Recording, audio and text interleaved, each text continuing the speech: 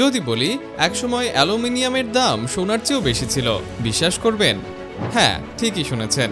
একটা সময় ছিল যখন সম্রাট প্রথম নেপোলিয়ন তার সবচেয়ে ভিআইপি অতিথিদের অ্যালুমিনিয়ামের তৈরি চামচ ও প্লেটে খাবার দিতেন, আর সাধারণ অতিথিদের দেওয়া হতো সোনার পাত্রে।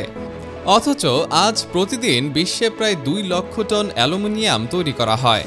শুধু যুক্তরাষ্ট্রেই বছরে 460 কোটি বা 4.6 বিলিয়ন কিলোগ্রামের বেশি অ্যালুমিনিয়াম ব্যবহার করা হয়। আধুনিক সভ্যতা এই ধাতু ছাড়া এক মুহূর্তও টিকে থাকতে পারবে না। আকাশের বিশাল বিমান, রাস্তায় চলা গাড়ি কিংবা আমাদের বাড়িতে বিদ্যুৎ নিয়ে আসা হাই ভোল্টেজ তার, সবকিছুতেই আছে অ্যালুমিনিয়ামের ছোঁয়া। চলুন আজ দেখে নেওয়া যাক সাধারণ একটা পাহাড়ের অ্যালুমিনিয়ামে পরিণত হওয়ার এক অবিশ্বাস্য গল্প। আমাদের পৃথিবীর উপরিভাগের বা ভূত্বকের 8%-এরও বেশি হলো অ্যালুমিনিয়াম, যার কারণে অ্যালুমিনিয়াম হলো পৃথিবীর সবচেয়ে সহজলভ্য ধাতু।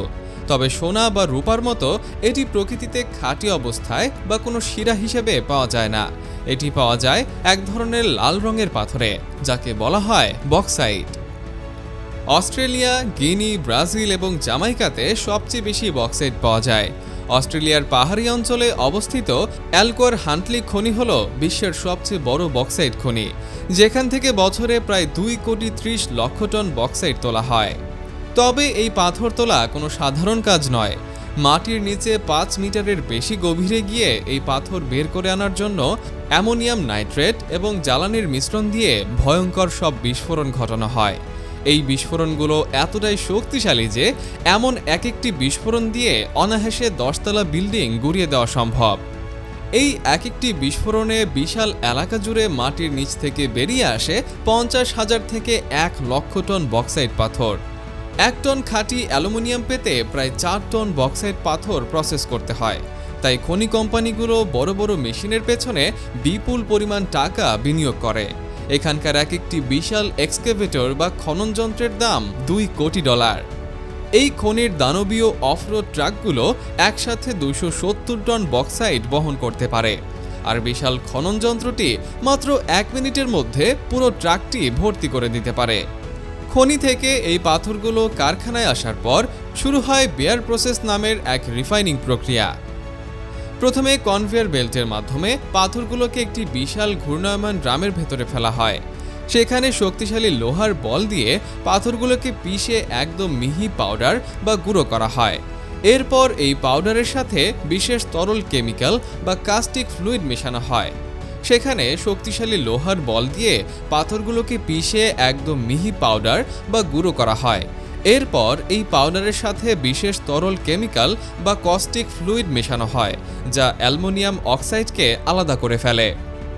সবচেয়ে অবাক করা বিষয় হলো, এরপর এই তরল দ্রবণটিকে শুকিয়ে বালুর মতো স্ফটিক বা ক্রিস্টাল করা হয়।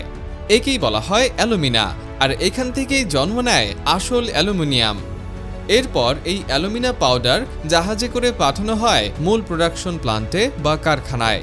একটি জাহাজের কার্গো থেকে কারখানায় প্রায় 35,000 টন খাঁটি অ্যালুমিনিয়াম তৈরি হতে পারে।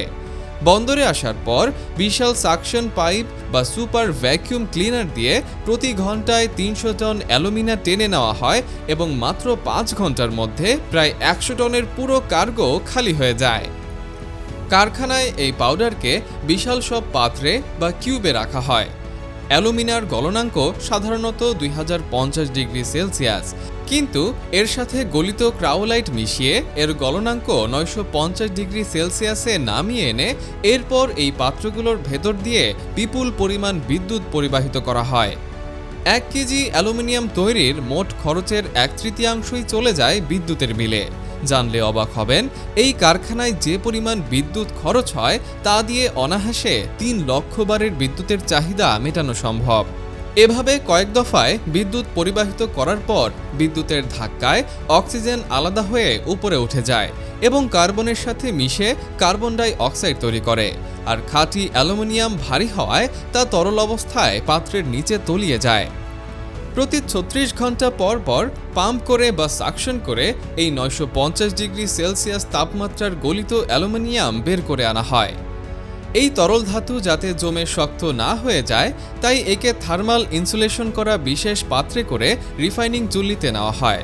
সেখানে একে আবার গরম করে ফিল্টার করা হয়, যাতে এর ভেতরে থাকা হাইড্রোজেন বা অন্যান্য অপ্রয়োজনীয় পদার্থগুলো বেরিয়ে যায়। সবশেষে এই খাঁটি তরল অ্যালুমিনিয়ামকে ছাঁচে ফেলে বড় বড় ব্লক বা লিঙ্গট তৈরি করা হয়। এগুলোকে খুব সাবধানে এবং নিয়ন্ত্রিতভাবে ঠান্ডা করা হয়, যাতে এর ভেতরের গঠনে কোনো ত্রুটি বা ফাটল না থাকে। এই ব্লকগুলো সম্পূর্ণ তৈরি হয়ে গেলে এগুলোকে পাঠিয়ে দেওয়া হয় বিভিন্ন ইন্ডাস্ট্রিতে, যেগুলো দিয়ে পরে গাড়ি, বিমান কিংবা বাড়ি তৈরির নানা জিনিসপত্র বানানো হয়। অ্যালুমিনিয়াম আবিষ্কারের পেছনের গল্পটাও কিন্তু বেশ ইন্টারেস্টিং।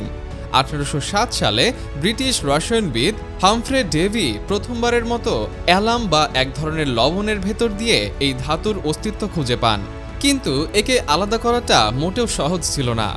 প্রায় 20 বছর পর ডেনিশ রসায়নবিদ হান্স ক্রিস্টিয়ান ওরস্টেড অনেক কষ্টে এটি আলাদা করতে সক্ষম হন, কিন্তু এই প্রক্রিয়াটি এতটাই জটিল এবং ব্যয়বহুল ছিল যে 20 শতাব্দীর শুরু পর্যন্ত এর দাম সোনার চেয়েও বেশি ধরা হতো। অবশেষে 1886 সালে সবকিছু বদলে যায়। ফ্রান্সের পল হ্যারল্ড এবং আমেরিকার চার্লস মার্টিন হল নামের দুইজন বিজ্ঞানী সম্পূর্ণ স্বাধীনভাবে কাজ করে একটি যুগান্তকারী পদ্ধতি আবিষ্কার করেন। তারা ইলেকট্রিসিটি বা বিদ্যুৎ ব্যবহার করে খুব সহজেই অ্যালুমিনিয়াম আলাদা করার উপায় বের করেন, যা আজও সারা বিশ্বে ব্যবহার করা হচ্ছে। এই আবিষ্কারের ফলেই অ্যালুমিনিয়ামের ব্যাপক উৎপাদন সম্ভব হয় এবং খরচ কমে এটি সাধারণ মানুষের হাতের নাগালে আসে। একটি লাল রঙের পাথর থেকে উন্নত প্রযুক্তির সাহায্যে কিভাবে আধুনিক সভ্যতার সবচেয়ে গুরুত্বপূর্ণ একটি ধাতু তৈরি হয় তা আসলেই অবাক করার মতো। তো আজকের এই ভিডিওটি আপনাদের কেমন লাগলো? কমেন্টে আপনার মতামত জানাতে একেবারেই ভুলবেন না।